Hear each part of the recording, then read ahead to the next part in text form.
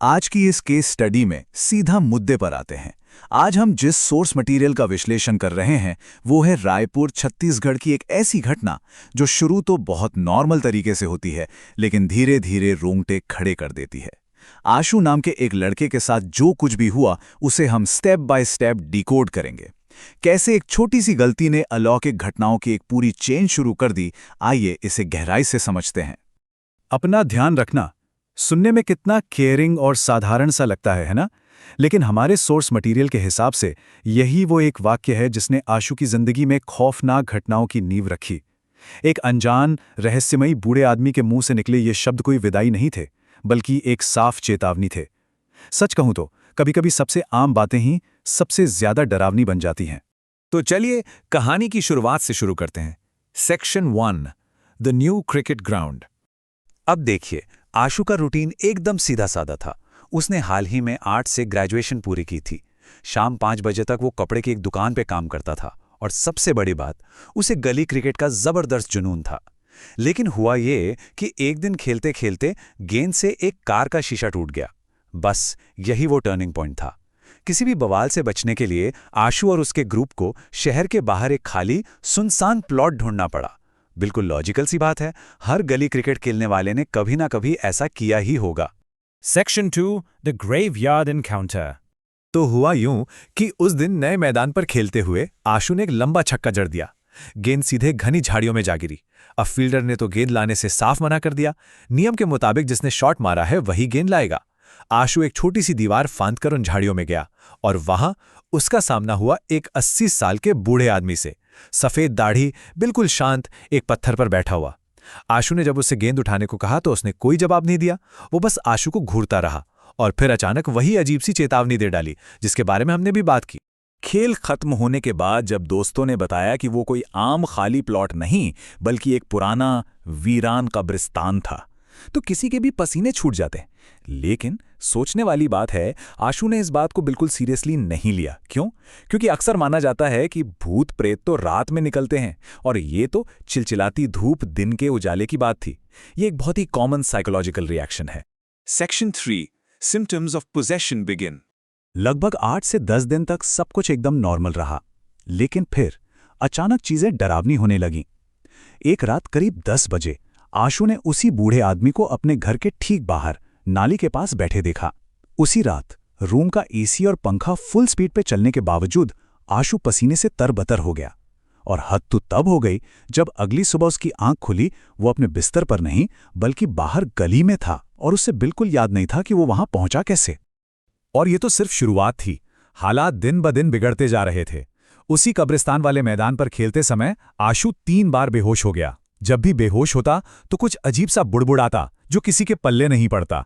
इसके अलावा उसके बड़े भाई ने उसे रात में नींद में चलते हुए और घर में दीवार घड़ी जैसी चीजें गिराते हुए रंगे हाथों पकड़ा। जो चीज रात के पसीने से शुरू हुई थी वो अब खतरनाक ब्लैकआउट्स में बदल चुकी थी। Section 4, medical versus supernatural. अब इस पूरी सिचुएशन को देखने के 2 एकदम अलग नजरिए हैं। मेडिकल साइंस कहता है कि सब कुछ नॉर्मल है। डॉक्टर ने ईसीजी, ब्लड टेस्ट, एक्सरे सब कर लिए, रिपोर्ट एकदम क्लियर। उन्होंने कहा कि बेहोशी की वजह तेज धूप और थोड़ी एंजाइटी है। लेकिन दूसरी तरफ आशु की हकीकत कुछ और ही थी।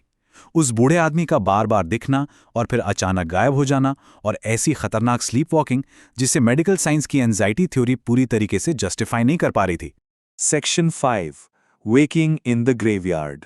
रात के ठीक 8 बज रहे थे। आशु ने फाइनली तय किया कि वो जाकर उस बूढ़े आदमी से आमना सामना करेगा जो उसके घर के बाहर बैठा रहता था। लेकिन जैसे ही वो उसके पास पहुंचा और कुछ बोलने ही वाला था, वो आदमी आशु की आंखों के ठीक सामने हवा में गायब हो गया। लिटरली बैठे बैठे गायब। ये देखते ही आशु दहशत के मारे चीख पड़ा। ये वो पल था जिसने हमेशा के लिए साबित कर दिया कि वो कोई इंसान नहीं था। लेकिन असली खौफ तो अभी आना बाकी था। एक रात आशु अपने बिस्तर पर सोता है और जब अगली सुबह उसकी आंख खुलती है तो वो खुद को उसी पुराने कब्रिस्तान के बिल्कुल बीचों बीच पाता है। अब देखिए, नींद में चलना एक आम बात हो सकती है, लेकिन नींद में अपनी मोटरसाइकिल स्टार्ट करना और ड्राइव करके मीलों दूर कब्रिस्तान तक जाना, वो भी बिना होश में आए, ये किसी भी साधारण स्लीप वॉकिंग के दायरे से बहुत आगे की बात है। Section 6, the exorcism ritual. इस भयानक सुबह के बाद परिवार को भी समझ आ गया कि अब डॉक्टर से बात नहीं बनेगी। वो एक स्थानीय बाबा के पास गए, जिन्होंने उतारा करने की सलाह दी। उतारा बेसिकली एक एनर्जी क्लेंजिंग या एग्जॉर्सिज्म रिचुअल होता है, और बाबा ने एक शर्त रखी, ये सूरज ढलने से पहले ही होना चाहिए। सोर्स के मुताबिक ऐसा इसलिए होता है क्योंकि दिन के समय नकारात्मक शक्तियां कमजोर होती हैं, जिससे उन्हें शरीर से बाहर निकालना ज्यादा आसान हो जाता है। बाबा ने इस रिचुअल को 3 स्टेप्स में पूरा किया।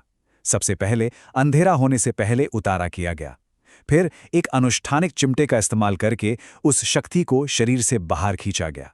और लास्ट में सुरक्षा के लिए आशु की कलाई पर एक खास काला धागा बांधा गया, जिसे कभी ना खोलने की सख्त हिदायत दी गई। इस पूरी प्रक्रिया में जो सबसे ज्यादा रोंगटे खड़े करने वाला पल था, वो तब आया जब अचानक आशु का सिर तेजी से घूमने लगा और फिर उसके मुंह से एक बहुत ही भारी, खौफनाक और अनजान सी आवाज आई, नहीं, ये शरीर मेरा है। वो आशु की आवाज थी ही नहीं, वो एंटिटी साफ साफ दावा कर रही थी कि इस शरीर पर अब उसका कब्जा है। खैर, काफी मशक्कत के बाद अंततः उस शक्ति को बाहर निकाल दिया गया और आशु बेहोश होकर गिर पड़ा। बाबा ने धागा बांधा और एक बड़ी गहरी बात समझाई कि एक जीवित इंसान का शरीर हमेशा इन बाहरी आत्माओं से कहीं ज्यादा ताकतवर होता है। शरीर का असली मालिक ही हमेशा सबसे मजबूत होता है। इस घटना के बाद से आशु ने उस कब्रिस्तान वाले इलाके में जाना हमेशा के लिए छोड़ दिया, और कमाल की बात देखिए, उसकी स्लीप वॉकिंग और बेहोशी भी पूरी तरह से बंद हो गई। तो इस पूरे केस के बाद एक बड़ा सवाल खड़ा होता है, क्या यह सच में सिर्फ अत्यधिक मनोवैज्ञानिक तनाव और धूप का असर था? क्या सच में वो सब सिर्फ एक मति भ्रम था? या फिर क्या आशु उस दिन रायपुर के उस पुराने कब्रिस्तान से अपने साथ कुछ ऐसा ले आया था जिसे विज्ञान कभी समझा नहीं सकता? इसका जवाब तय करना अब हम सब पर निर्भर है। इस केस स्टडी के विश्लेषण में साथ रहने के लिए बहुत बहुत शुक्रिया।